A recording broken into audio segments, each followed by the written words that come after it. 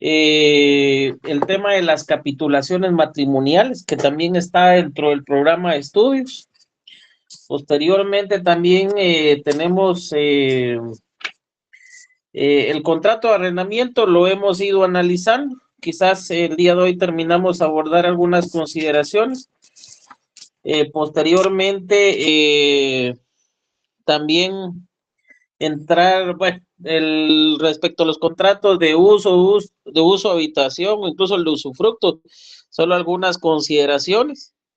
Y posteriormente entrar al contrato de comodato, ya quedándonos directamente en el mutuo, si fuera el caso.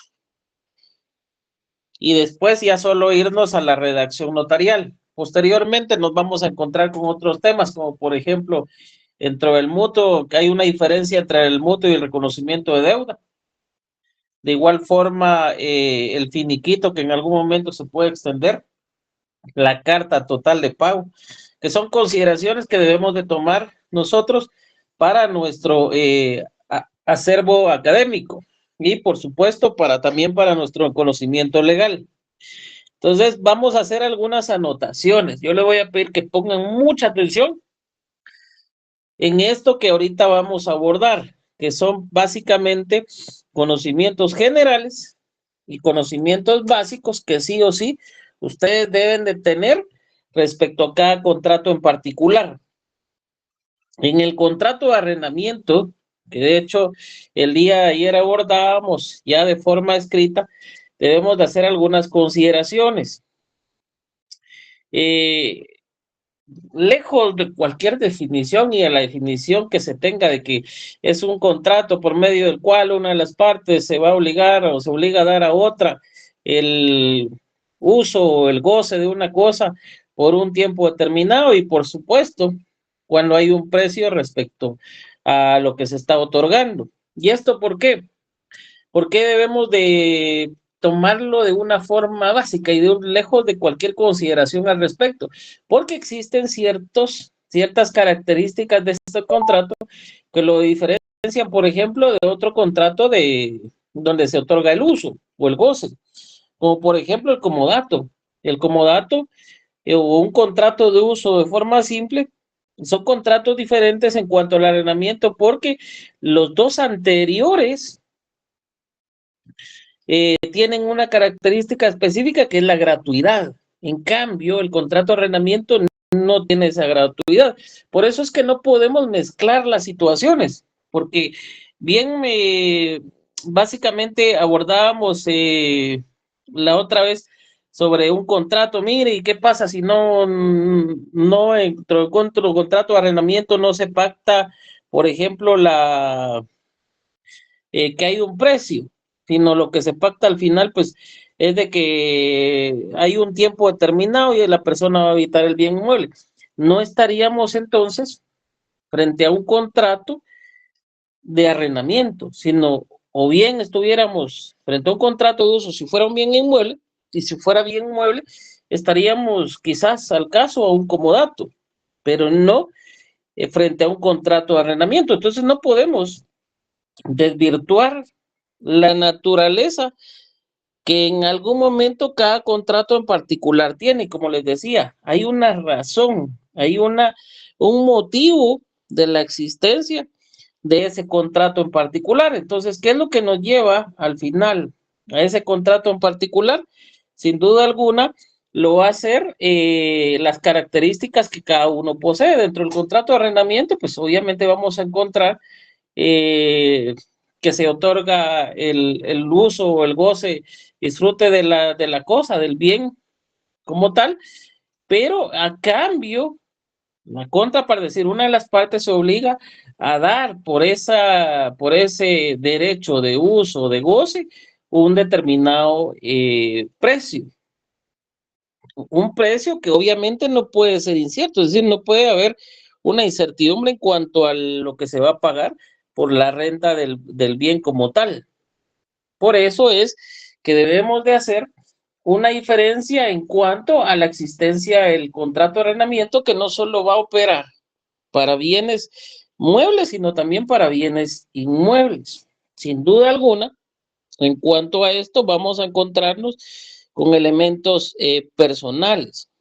¿Cómo lo vamos a definir? En el primero de los casos, la persona que cede el derecho de uso o de goce, vamos a determinarlo como arrendante, y esto lo vimos perfectamente el día de ayer, como arrendante o como el arrendador también, en algunos casos. Mientras que la persona que hace uso del derecho o a quien se le otorga el derecho de uso o de goce, vamos a determinarlo como el arrendatario o el inquilino. Ayer, el día de ayer, hicimos un ejercicio. ¿En qué consistía ese ejercicio? En que comparecía un tercero, que normalmente es el fiador del arrendatario.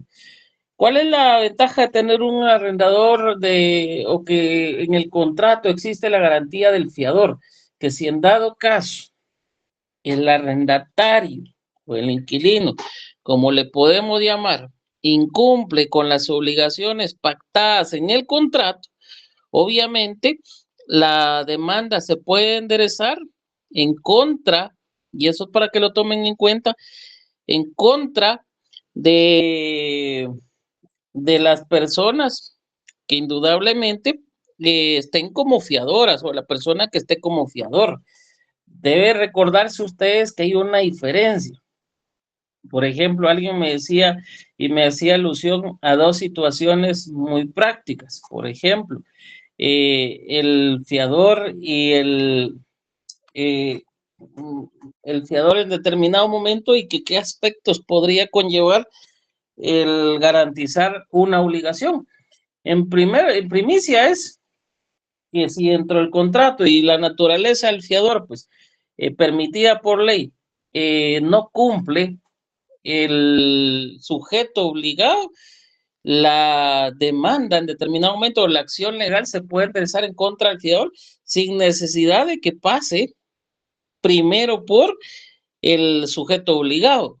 Entonces, esa es la premisa de servir como fiador. No es solo el hecho de garantizar la obligación, sino que en determinado momento, si existe incumplimiento, la demanda puede hacer que el deudor o en este caso, el inquilino o el arrendatario no cuente con los fondos suficientes o no sea o localizado, la demanda en determinado momento se pueda enderezar en contra del fiador sin necesidad de mayor procedimiento en contra del sujeto o del principal sujeto obligado. Y eso lo tienen que ustedes tomar en cuenta.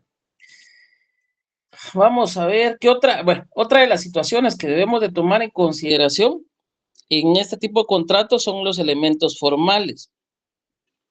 En el contrato de arrendamiento debe existir el consenso, por lo tanto es un contrato de forma típica consensual, no requiere formalidad alguna. Sin embargo, cuando se va a inscribir en el registro, sí debe constar en escritura pública. De acuerdo o de conformidad, como ustedes lo quieran valorar, al artículo 1125, si no estoy mal, si tienen ustedes su Código Civil, 1125, numeral 6 del Código Civil. ¿Quién puede leerlo, por favor? Déjeme ver. Sí, ese es. ¿Quién puede leerlo? Buenas noches, licenciado. Por Artículo favor. 1125, ¿qué numeral dijo? Numeral 6. Ok. Artículo 1125 del libro cuarto del registro de la propiedad, capítulo 1 de los títulos sujetos a la inscripción. En el registro se inscribirán, numeral sexto, los títulos en que conste que un inmueble se sujeta al régimen de propiedad horizontal y el arrendamiento o subarrendamiento cuando lo pida uno de los contratantes y obligatoriamente cuando sea por más de 3 años o se haya anticipado la renta por más de un año. Ok. Entonces, ¿qué es lo que ustedes pueden extraer de este artículo, de esta cita?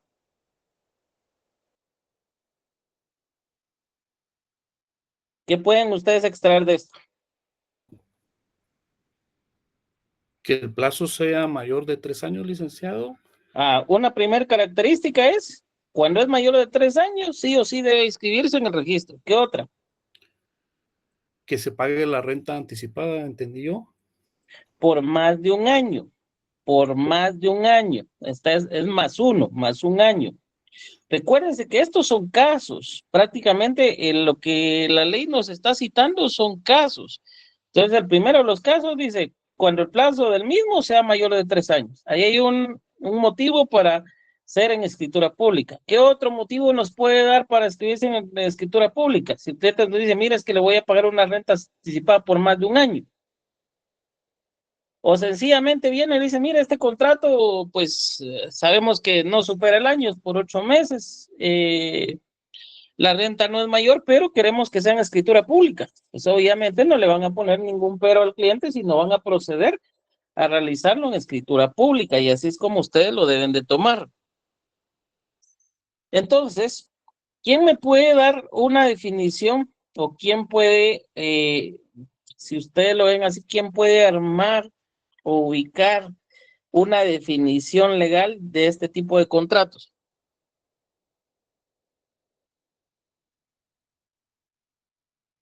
¿Quién me la da?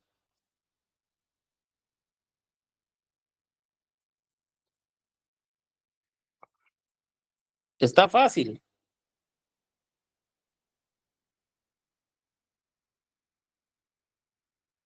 ¿Quién la puede dar, jóvenes?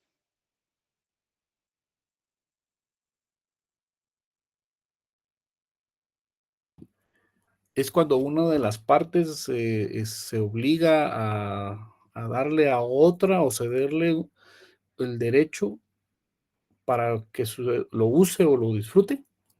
Uh-huh. Sí, Eso es... casi. Vean, pues, recuérdense cuando hablábamos de los derechos reales, se recordarán al inicio que abordamos ese tema para que entendiéramos ya mejor la descripción de los contratos.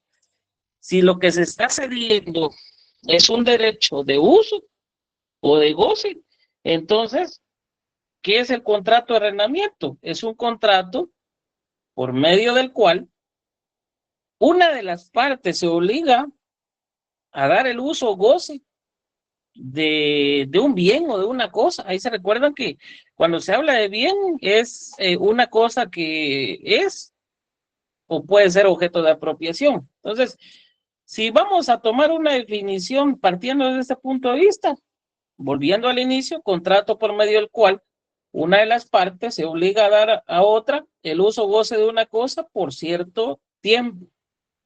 Y esta se obliga a pagar por ese derecho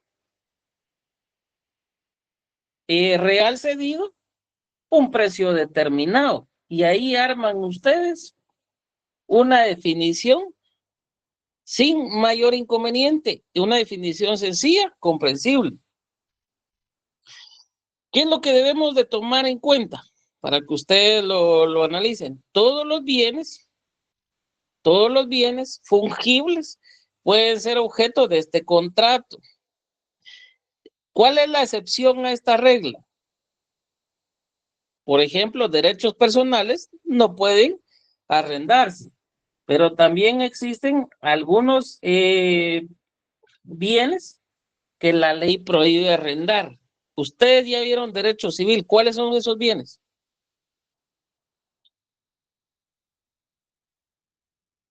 ¿Cuáles son esos bienes, Del joven? Estado.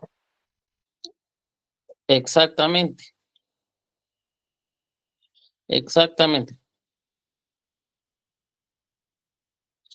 Bueno, continuemos acá. ¿Qué otra situación debemos de considerar en esto? Bueno, la renta o el precio del arrendamiento, pues debe consistir en dinero, o la ley también establece que puede ser un equivalente. ¿Qué es lo que quizás debe tomarse en consideración acá? Que es equivalente, sea cierto y determinado, así como la renta fijada también debe ser cierto y determinado, ¿sí? Eso lo tienen que tomar en consideración. El plazo del arrendamiento siempre es fijado por las partes, Vencido este plazo, que era lo que hablábamos ayer, alguien me preguntó esto, si el arrendatario no devuelve el bien inmueble y el arrendador no lo reclama, ojo con esto, pero sí recibe la renta por el periodo siguiente sin que haga reserva, es decir, sin decir, mire, vamos a firmar un contrato o esto va a ser solo por este mes y se fija un contrato parcial sin darse uno como tal. Al no haber reserva, se entiende que ese contrato queda prorrogado en las mismas condiciones, pero si cambia algo. Y ojo con el contrato de arrendamiento, subrayen en la parte que dice el plazo. ¿Por qué? Porque al prorrogarse sin hacer reserva alguna, se prorroga, pero por plazo indeterminado. Por plazo indeterminado, y así es como lo deben de considerar ustedes. Entonces, mucho cuidado con esto, porque si no, pueden tener ustedes inconveniente y al final, pues, recuérdense que fuera de cualquier situación, imagínense que fuera su casa. ¿Cómo van a poder demostrar que el contrato ya terminó y que por lo tanto ya con el inquilino ya no desean? Ustedes aceptaron la renta. Y si en dado caso no la reciben, el arrendatario puede acudir a un juez y solicitar que la renta que se fije una cuenta o se cree una cuenta para el efecto de que él esté depositando la renta y que cuando usted como arrendante reclame el desalojo por falta de pago, ese argumento caiga porque sencillamente le van a hacer ver, sí, mire, usted no me quiso recibir la renta, pero ahí está en la cuenta. Entonces, no tenga excusa alguna para la promoción de la acción legal que pretende. Y eso es lo que tienen que ustedes considerar. ¿Qué otra situación? Bueno, abordemos esto. ¿Qué entendimos entonces por esto? Leli y Estefanía, ¿qué entendimos por esto? Yo lo que comprendí sobre el contrato de arrendamiento, primero que debemos de establecer que en sí, tal como usted mencionaba, al ser la transmisión del uso y el goce de una cosa, entonces sabemos de que aquí las dos partes que se van, principalmente dos partes, porque sabemos que puede existir un fiador, pero principalmente son dos partes, el que cede el derecho, que sería el arrendante o arrendador, y el que hace uso de ese derecho y ejercita ese derecho. Por ende, en sí el contrato de arrendamiento sería aquel contrato en el que el arrendante, el que cede, da el derecho de uso y goce de un bien inmueble o de un bien mueble, independientemente sobre qué recaiga el objeto del contrato, hacia con la persona que va a hacer uso y ejercer ese derecho siendo el arrendatario, considerando claro que, tal como lo mencionaba usted, dentro de un contrato de arrendamiento, primero no existe la gratuidad, debe establecerse un precio, y también recordando el momento de hacer un contrato, las iniciales ASPA, los antecedentes, el saneamiento, el precio, que es un elemento importante, y las aceptaciones de las condiciones, ¿verdad? Entonces, al final de cuentas, yo determino que el contrato es la cesión temporal de un bien, dependiendo del objeto del contrato, de una persona hacia la otra, y la otra se encuentra en la obligación de pagar por el cierto uso de ese bien y de los derechos que éste adquiere de forma temporal. Exacto. Y vean, pues, mucho ojo con esto.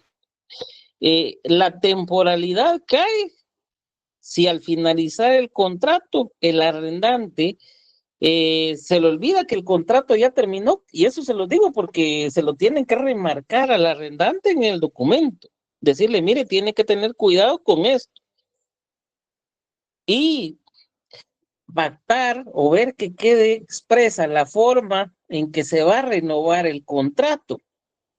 Por ejemplo, si finaliza el tiempo, uno de los pactos normales son que el contrato se prorroga en la misma forma y estipulaciones que están dispuestas en ese documento, en el contrato. con ese acto. ¿Por qué? Porque debe tomarse en consideración que si es el documento privado, va a ser en documento privado, si va a ser en escritura pública, en escritura pública.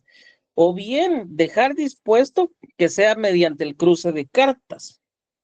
O de qué forma el arrendante va a disponer de que se pueda realizar un nuevo contrato. Pero ojo, yo siempre, y eso se lo digo a mis clientes, yo no le recomiendo el cruce de cartas, yo le recomiendo que sea mediante otro contrato revisado por notario. ¿Por qué? Porque no es lo mismo que solo se haga por el simple cruce de cartas a que se analicen las incidencias que se ha tenido o que ha tenido el arrendante con el arrendatario. ¿Por qué?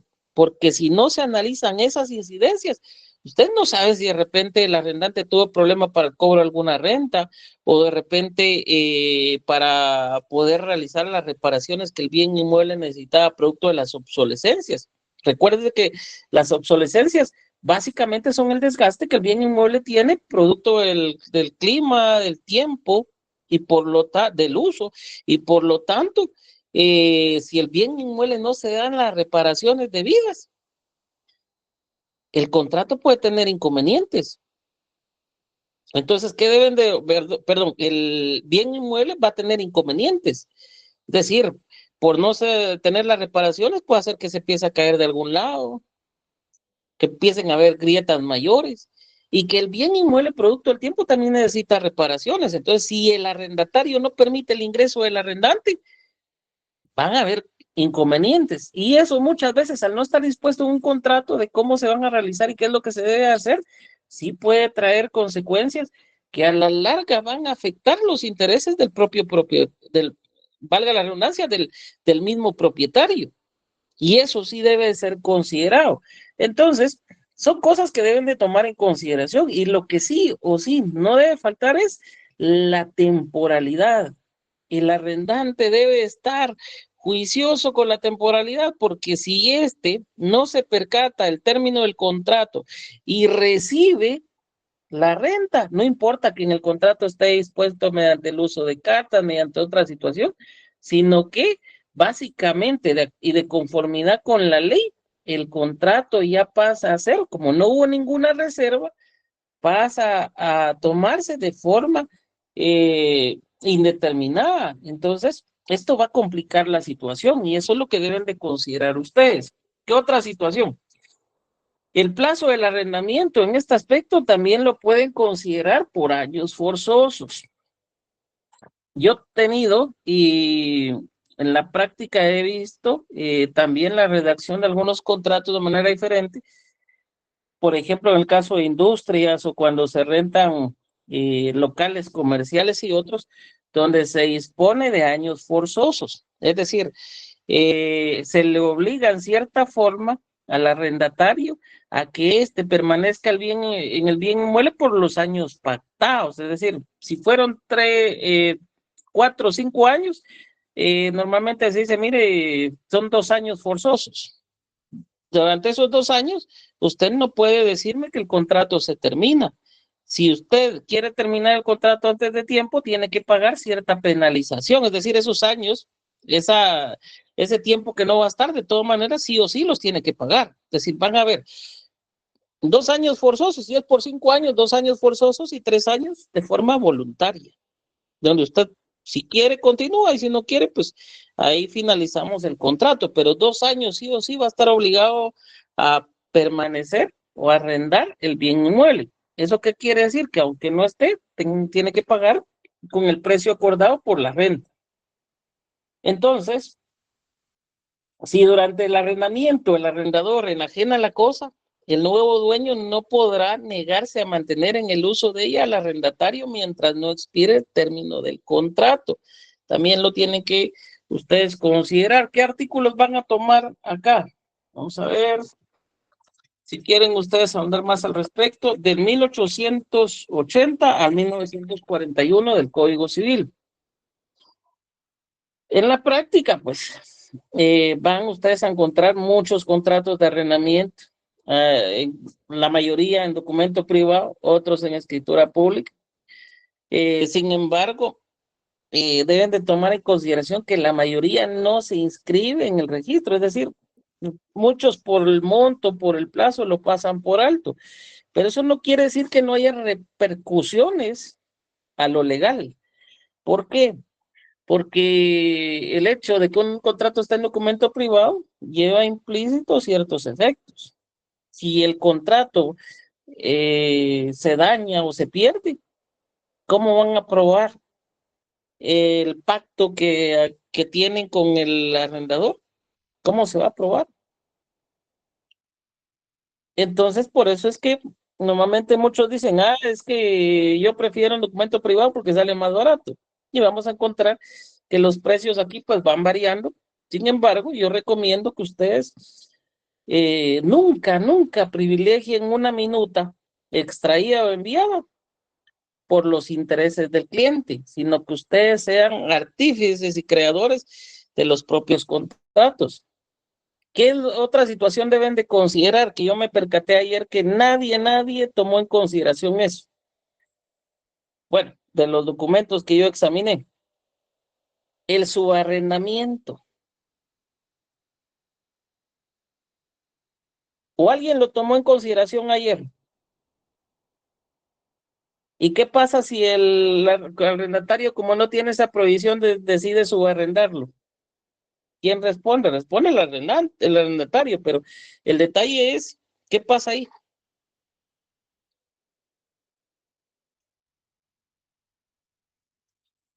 ¿Qué pasa ahí entonces? Que la Listo, es persona con tal puede, de que se finalice el contrato. ¿No me Al escuchó minuto usted? de Si no que está estipulada la prohibición del subarrendamiento, el arrendatario lo puede subarrendar, ya que no se estipuló esa prohibición. En el ejemplo que yo tenía ayer, sí estaba estipulada la prohibición de subarrendamiento y mejoras al bien inmueble sin el consentimiento del propietario o el arrendador. Ok, perfecto. No lo vi, pero voy a volver a revisarlo. Bueno, ¿qué es lo que debemos de considerar? En la práctica, es frecuente que ustedes vayan a encontrar casos de subarrendamiento. Tampoco es que no lo hayan. En esos casos, el arrendamiento no es otorgado por el propietario, sino lo da el arrendatario o inquilino a alguien más. ¿Qué es lo que tiene que tener para hacerlo? Contar con las facultades para poder subarrendar. Ya saben que en ese caso, pues quien comparece es el arrendatario o el subarrendante, como le pueden determinar, ese sería el elemento personal, porque es quien da el bien inmueble subarrendamiento y el subarrendatario quien recibe el bien. Entonces, ¿también hay fiador? Sí, también hay fiador, que es la persona que se constituye en garante de la obligación. Entonces, las condiciones se pactan entre el subarrendante y el subarrendatario. Ahora bien, ¿qué deben de tomar en consideración en los contratos de subarrendamiento? Porque también los pueden contratar para esto. Que el plazo no puede exceder del plazo del contrato del arrendamiento, es decir, del contrato principal. El contrato que suscribió, imagínense que el contrato que suscribió el arrendatario con el propietario es de 2 años. Pero él viene y hace un contrato de subarrendamiento por 3 años. ¿Es posible eso?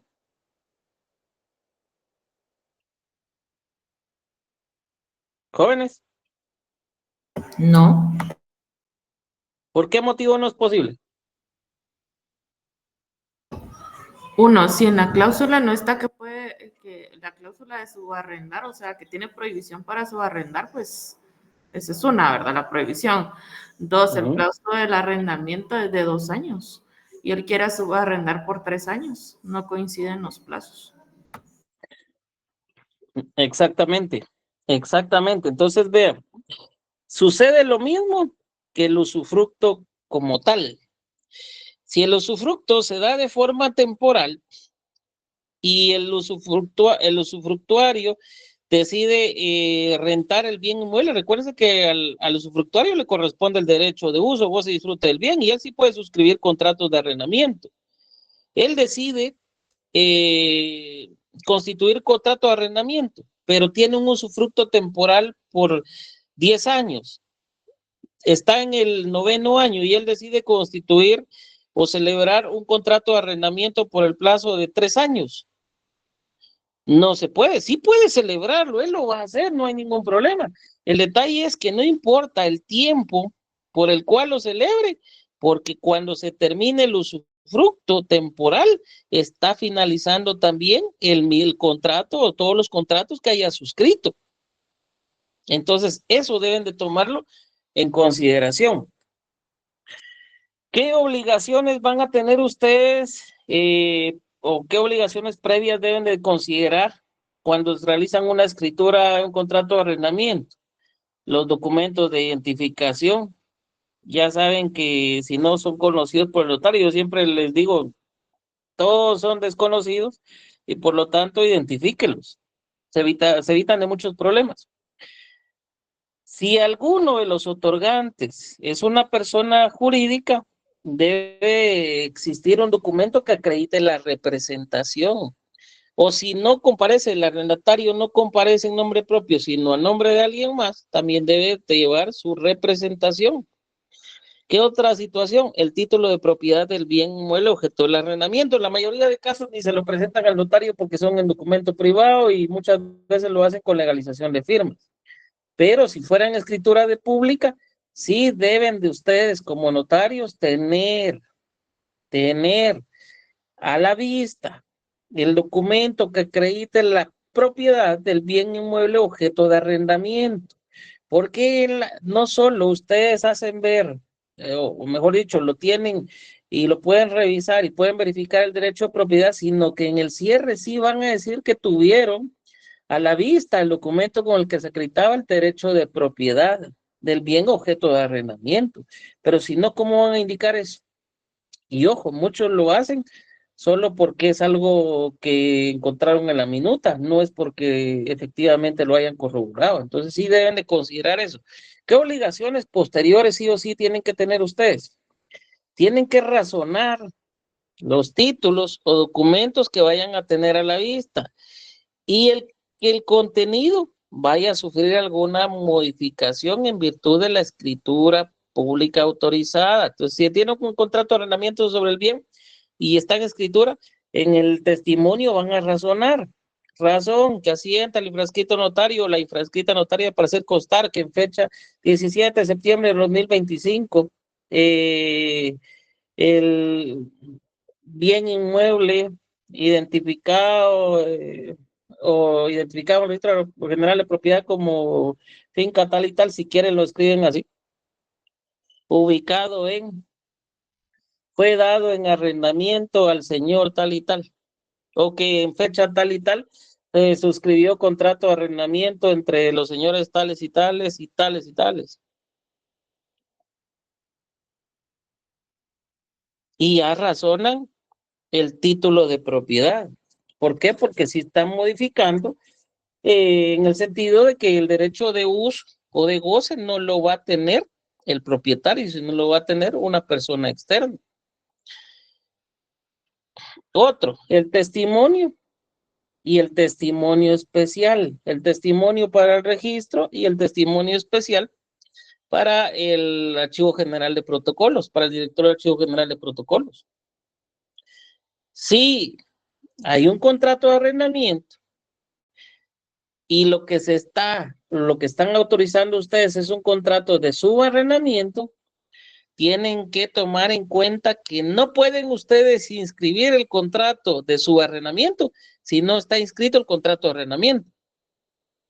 Y que no les pase, porque normalmente cuando son notarios nuevos, muchas veces llegan con ustedes, miren, necesito hacer un contrato de subarrendamiento, pero necesito inscribirlo en el Registro General de la Propiedad.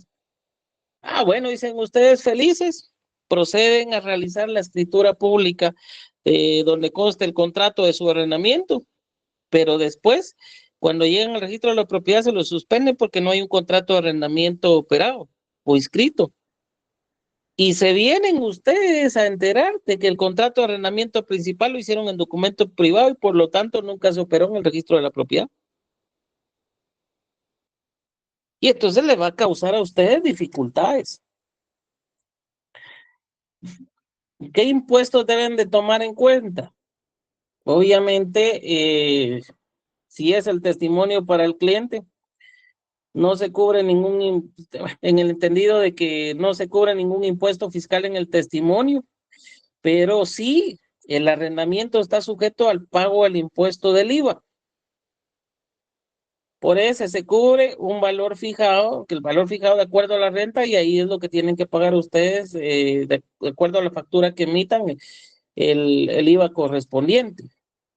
¿Qué quiere decir? Que si lo van a operar en el registro, debe de llevar únicamente el timbre fiscal de 50 centavos por razón de registro. ¿Por qué? Porque se entiende que si fijaron el pago de la renta por mes, por cada mes que el arrendatario paga, el arrendante o el propietario le va a otorgar factura por ese pago que le está dando. Y ahí se está pagando el IVA. Si yo les pregunto, o les preguntaran a ustedes en un examen privado, ¿cuánto de impuesto paga? ¿Cuánto de impuesto fiscal paga el testimonio de un contrato de arrendamiento? ¿Qué dirían ustedes?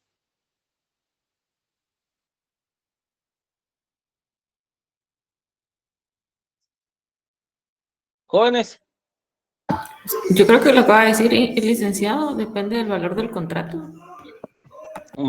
ese se va a pagar de acuerdo a la renta, con las facturas que le vaya otorgando el propietario o el arrendante. ¿Ya me entendieron? No se cubre impuesto fiscal en el testimonio, más solo el timbre fiscal por razón de registro. ¿Cómo se paga el impuesto entonces? ¿O por qué ahí no se cubre impuesto fiscal? Porque el impuesto correspondiente al que está afecto el acto, el contrato, es el IVA, pero esta se paga de acuerdo a las facturas que se van emitiendo mes con mes que el arrendante se vaya a pagar la renta. O de acuerdo a la forma que la estipuló, puede ser que puedan pactar cada 2 meses, cada año. Y de acuerdo a eso es que se paga el impuesto al valor agregado. ¿Qué impuesto se cubre en el testimonio especial? El 2 por millar de acuerdo al valor del contrato, ahí sí. Ahí sí es diferente. ¿Estamos ahí? Sí, licenciado.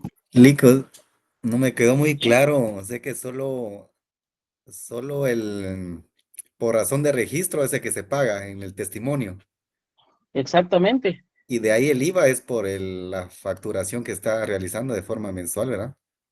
Sí, de hecho yo he visto razones como tal de testimonios donde el notario hace ver que el contrato pues no indica ningún pago de ningún impuesto fiscal porque está sujeto al pago del impuesto al valor agregado y que el mismo pues se cubre mediante cada factura que se entrega al arrendante de acuerdo al tiempo y forma de pago por cada mes de renta.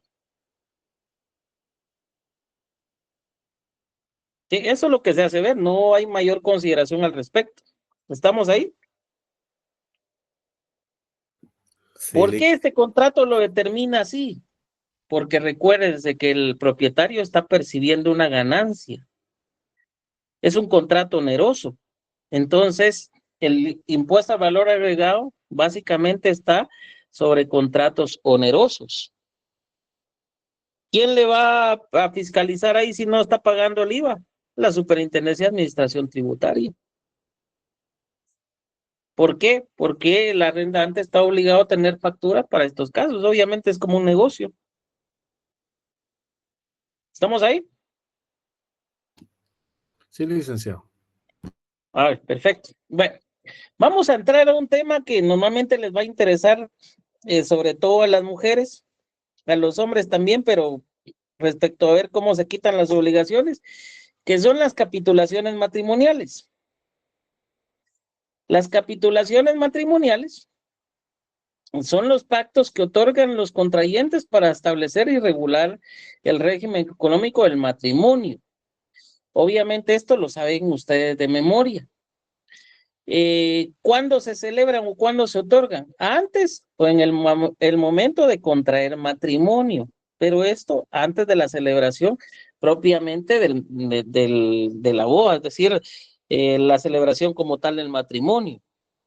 Antes de que el notario vaya y provoque todos los considerandos para que las personas puedan contraer matrimonio, deben de haberse otorgado capitulaciones matrimoniales. Estas capitulaciones matrimoniales, en resumidas cuentas, no son más que decidir cómo van a quedar los bienes en caso de que ellos se separen. Así de sencillo. ¿Qué formas van a estar dispuestas en el Código Civil? Bueno, ¿quién me lo dice? Esto sí lo deben de saber ustedes. Esto es fácil. Comunidad absoluta, separación absoluta, comunidad de gananciales, régimen subsidiario. ¿Cuál es el régimen subsidiario?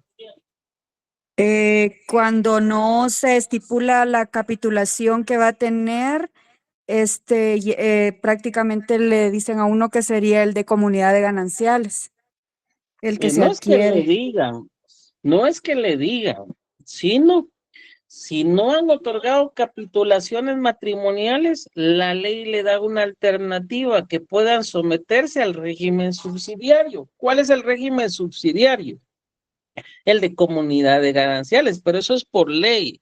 No es que porque le digan, sino ustedes ya a estas alturas no pueden decirme, es porque nos dicen, ya tienen que saber por qué está establecido eso. Sí, eso sí lo tienen que ustedes tomar en consideración. Cuando una pareja va a contraer matrimonio, puede celebrar capitulaciones y escoger un régimen para su matrimonio, pero si no lo hace, se acoge a ese régimen subsidiario, que es lo que sucede en la mayoría de los casos. En la ley, pues algunas situaciones son como obligatorias para poder otorgar capitulaciones matrimoniales. Y la ley establece que cuando alguno de los contrayentes tenga bienes cuyo valor llegue a 2,000 quetzales, obviamente la mayoría tiene bienes que superan los 2,000 quetzales. Si alguno de los contrayentes ejerce profesión, arte o oficio que le produzca renta o emolumento que exceda 200 quetzales, eso en la ley ya ha quedado superado. Si alguno de los contrayentes tuvieran administración bienes de menores o incapaces, también está obligado a otorgar capitulaciones matrimoniales. Si la mujer fuere guatemalteca y el varón extranjero guatemalteco naturalizado, también está obligado, más que todo en esto, está obligado a otorgar capitulaciones matrimoniales. ¿Qué es lo que la ley pide específicamente para otorgar capitulaciones matrimoniales? Son 3 situaciones. Que se designen de forma detallada los bienes que cada uno de los cónyuges tenga y que vaya a aportar al matrimonio. La declaración del monto de deudas de cada uno también, no solo bienes, no solo el activo, sino también el pasivo. La declaración expresa el régimen que adoptan para su matrimonio. Y ojo, esto grábenselo, son nulas si se tienen por no puestas las cláusulas que contravengan disposiciones legales o restrinjan los derechos y obligaciones de los cónyuges entre sí y con respecto a los hijos. Es decir, la obligación de prestar alimentos, esa no la pueden evadir. No puede decir, si en dado caso nos separamos, solo la mujer se va a encargar del pago de los alimentos, del derecho a alimentos de los hijos. No, derecho a alimentos es de ambos. Bueno, en los regímenes no voy a guardar mucho porque esto es más que todo civil, pues comunidad absoluta viene, separación absoluta, la comunidad absoluta pues todos los bienes aportados al matrimonio por los contrayentes o adquiridos durante el mismo pertenecen al patrimonio conyugal, es decir, los que ya llevaba cada uno versus los que adquirieron. La separación absoluta es, no importa los que hayan adquirido un matrimonio y los que tengan antes, sino si quedó el nombre de uno, el nombre del otro, estos quedan en igual situación. En la comunidad de gananciales, solo los que adquirieron durante el matrimonio se dividen en partes iguales. También, de acuerdo al 140 del Código Civil, puede existir una comunidad parcial. Esto no sé si ya lo han abordado, pero es una variante de la comunidad absoluta. En este caso, ¿qué deben de considerar ustedes? Que los bienes que queden después de pagar las cargas y obligaciones de la comunidad y de reintegrar los bienes propios de cada cónyuge serán gananciales y corresponderán por mitad a marido y mujer. Es decir, se pagan deudas.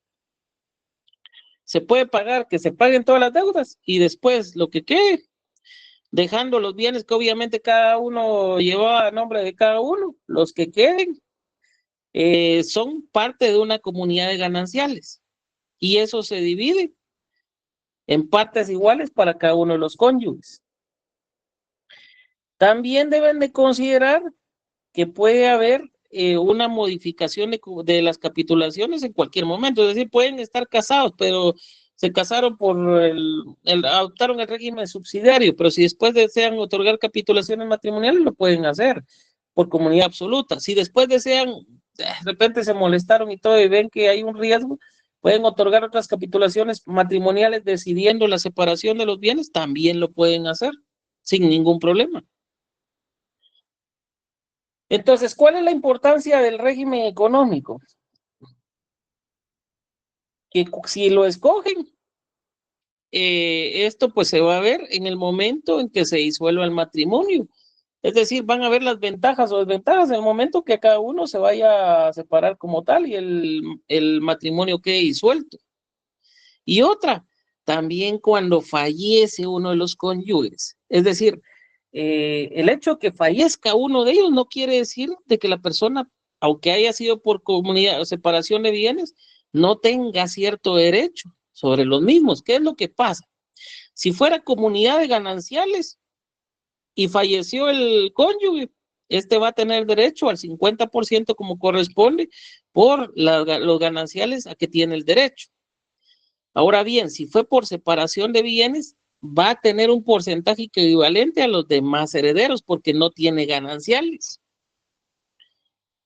No importando que sea separación absoluta, separación de bienes. Y si es comunidad absoluta, sigue permaneciendo el mismo derecho que va a tener por el régimen económico adoptado. Sí, entonces eso lo tienen que ustedes tomar en consideración. Entonces, ¿qué podemos extraer de esto? Que si en caso de fallecimiento de uno de los cónyuges, el régimen económico tiene que tomarse en cuenta para saber si el cónyuge supérstite tiene derecho a gananciales, es decir, el 50% de bienes, o entra a heredar como cualquier otro heredero en un porcentaje menor, dependiendo del número de herederos. Y eso sí o sí lo deben de considerar ustedes. ¿Qué otra situación? Bueno, ¿qué obligaciones van a tener para poder otorgar una escritura de capitulaciones matrimoniales? La identificación de los contrayentes, el título de propiedad o los títulos de propiedad de acuerdo a los bienes. Obligaciones posteriores. Testimonio y testimonio especial. Testimonio obviamente para los contrayentes, porque tienen que, una vez efectuado el matrimonio, pues pueden operar esa escritura también. Y el testimonio especial al director del Archivo General de Protocolos. En el testimonio especial van a cubrir el impuesto del timbre notarial y por tratarse de un valor indeterminado, esto ya lo hemos visto, son 10 quetzales. En cambio, en el testimonio para los cónyuges no se cubre ningún impuesto porque esto no tiene o no constituye un hecho generador. Pero, ¿qué otra situación no van a encontrar en ley y sí pueden ustedes notar cuando estén realizando unas escrituras? Imagínense que lleguen los cónyuges y le digan, mire, nosotros queremos otorgar capitulaciones matrimoniales, pero nosotros no queremos adoptar ninguno de los regímenes que está ahí. Nosotros queremos hacer un régimen especial, donde si en dado caso nos separamos, él se lleva el 80% de los bienes, se encarga del pago de las deudas y yo me quedo con el 20% de los bienes y no pago ninguna deuda. Pueden hacer lo que dicen ustedes.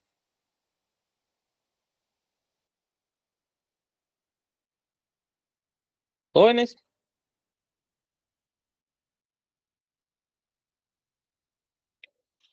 Jóvenes, ilustres, ¿pueden hacer un régimen especial?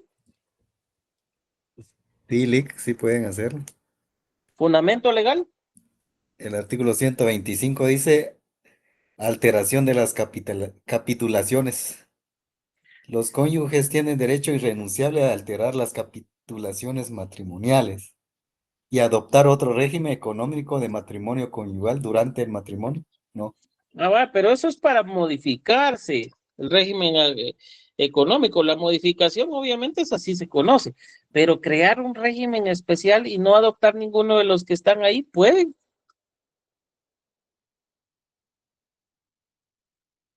¿Qué dicen ustedes?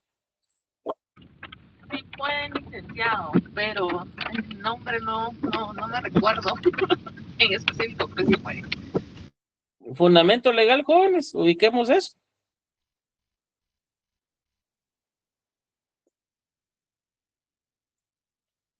Ubiquemos eso, jóvenes.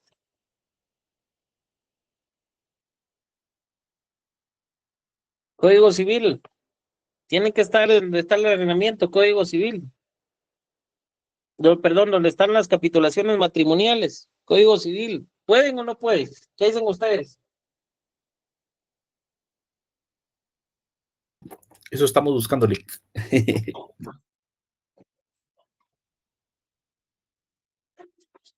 Está fácil, jóvenes, esto sí ya lo tienen que manejar.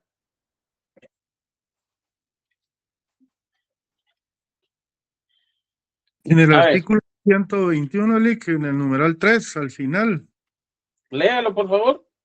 dice artículo 121, las capitulaciones deberán comprender, el numeral 3, declaración expresa de los contrayentes sobre si adoptan el régimen de comunidad absoluta, el de separación absoluta o el de comunidad de gananciales, o con las modalidades y condiciones a que se quieran sujetarlo. Es el que se conoce como régimen mixto, ¿no? A que quieran sujetarlo. Ujú. Sí, eso es muy importante. Entonces, marquen, en este contrato, marquen desde el artículo 116 del Código Civil. ¿Por qué? Porque a partir de ahí, ustedes deben de analizar las capitulaciones matrimoniales.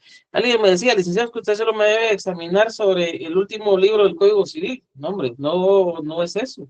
Por ejemplo, ustedes van a otorgar capitulaciones matrimoniales y cuando la autorizan el contrato respectivo, no van a tomar de fundamento el último libro, sino parten del artículo 116 del Código Civil, donde está directamente lo referente al régimen o a las capitulaciones matrimoniales. El 116 tiene algo muy importante. El régimen económico del matrimonio se regula por las capitulaciones matrimoniales otorgadas por los contrayentes antes o en el acto de la celebración del matrimonio. Es decir, la forma en que dispusieron de los bienes o que van a disponer los bienes, si en dado caso hay una separación. Estos son los pactos.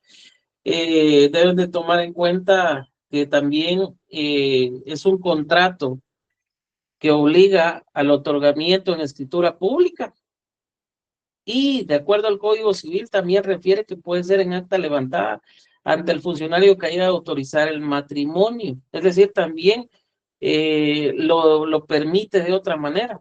El testimonio de la escritura pública o la certificación del acta. Es que ustedes llegan a celebrar un matrimonio y en ese momento deciden otorgar capitulaciones matrimoniales. Es que no traje el protocolo. Lo puede hacer en acta. ¿Qué es lo que debe considerarse en el acta? Que esa acta la tienen que certificar para el efecto de que pueda operarse en el Registro Nacional de las Personas, una vez efectuado el matrimonio, obviamente. Normalmente se presenta el acta, se presenta el aviso de matrimonio y se presenta la certificación del acta donde han quedado las capitulaciones matrimoniales. Entonces la ley dispone dos formas. Y ojo, si hay capitulaciones matrimoniales y hay bienes, también es común que ese documento se opere en el registro de la propiedad, si existen bienes inmuebles o derechos reales sobre los mismos. Bueno, ya el compañero refiere que el artículo 121, en el numeral 3, habla de que puede existir capitulaciones con modalidades y condiciones a que quieran sujetarlo, es decir, puede existir una forma libre para que los contrayentes dispongan de qué manera desean otorgar en cierta forma o disponer de sus bienes en caso se disuelva el matrimonio. Bueno, luego de eso, pues hay obligaciones para el otorgamiento de las capitulaciones, que ya lo hemos abordado. También en dado caso de una separación, pues ya saben que el menaje de casa, esto obviamente le corresponde a la mujer. Entonces, no hay otra situación diferente.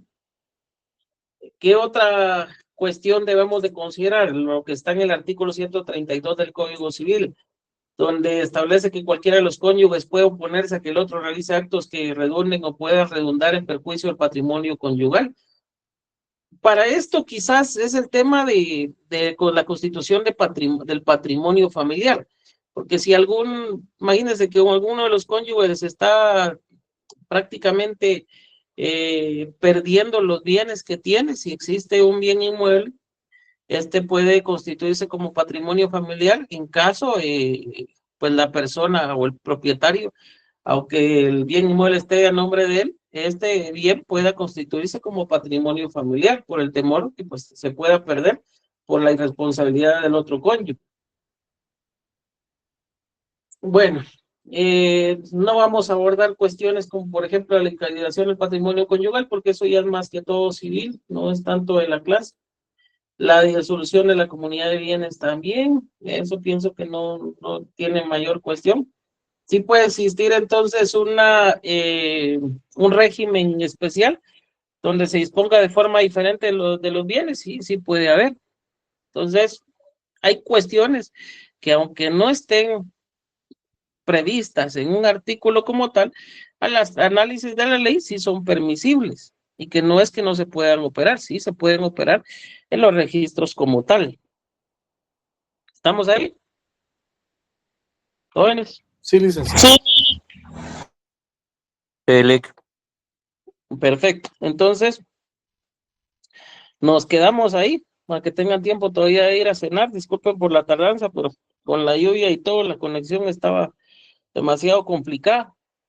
Espero que pues el siguiente día de clases no haya problema. Perdimos prácticamente un día de clases presenciales donde tenía ya una temática para ustedes el día de hoy, pero espero pues aprovecharlo en el siguiente día de clases. El examen,